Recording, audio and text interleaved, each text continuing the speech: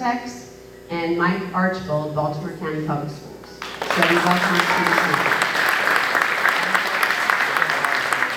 So at this time, I'm going to turn the mic over to Mike Parker to share a few opening remarks with you. Thank you. Well, first of all, they told me, and my teachers know this, that I won't get the floor long. So I promise, and the new people that have been working, yeah, I hear people clapping, and my parents know me, right?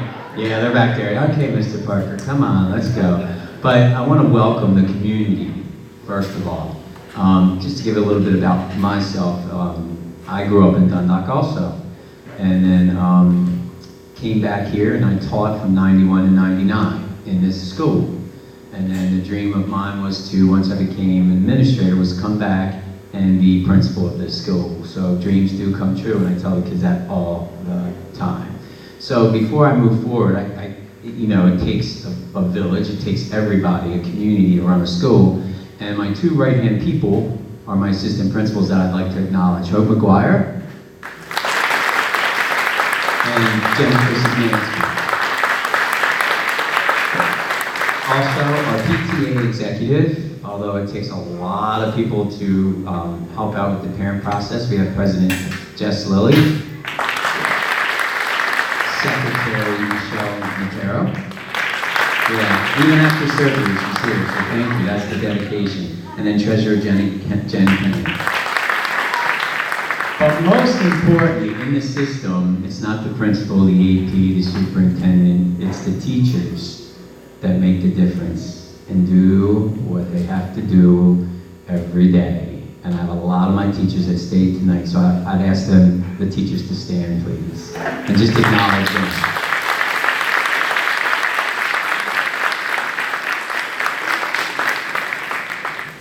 And I hope I didn't miss anybody. So, but thank you for being here. And they did give me the task, and they did give me a slide, so I stay on task. So we'll do that, because I know you want to get to the question and answer and all that other stuff.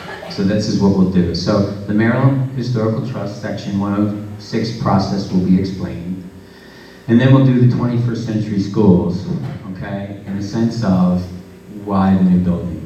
Not just because it's old, but in this 21st century learning, how does it meet the needs of the 21st century instruction? And that piece is critical.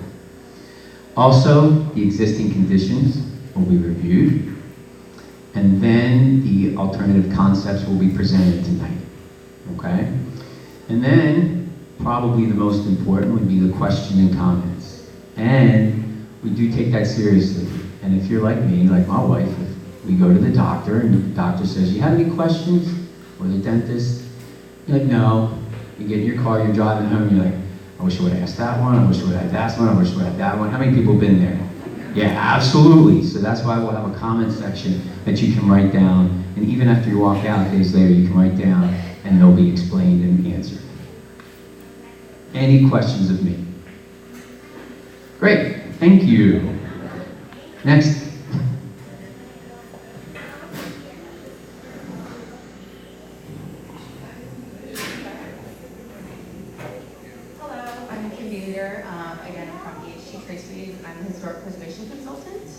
And so first off, I just want to establish that the Dundalk Elementary School is a contributing resource to the National Register Historic District that is Dundalk.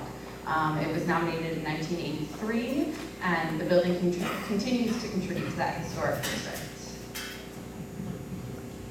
So just a little bit explain the process. Because this project is being partially funded by the state, the Maryland Historical Trust, which acts as the State Historic Preservation Office, requires that we follow the Section 106 process of the National Historic Preservation Act, which was signed into law in 1966. So what that means is that we have to identify any historic properties that would be influenced or affected by this project, and we have to assess those effects, whether it be through demolition, the addition, or any renovations that would happen.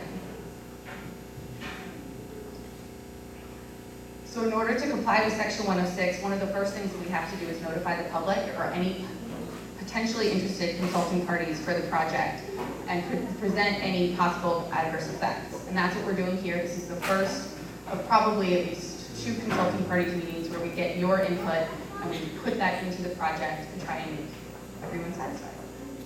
It's a 4-step process, so we're initiating it. Right now, we're identifying any historic properties. The next is to determine those effects on the historic properties, and then we will try and resolve any of those adverse effects. So just looking at historic properties around Dundalk, we have the Dundalk Historic District, and then directly adjacent to the school property is the Three Garden Village Historic District. Those were buildings built in 1937 to 1942, and they were listed on the National Register of Historic Places in 2011.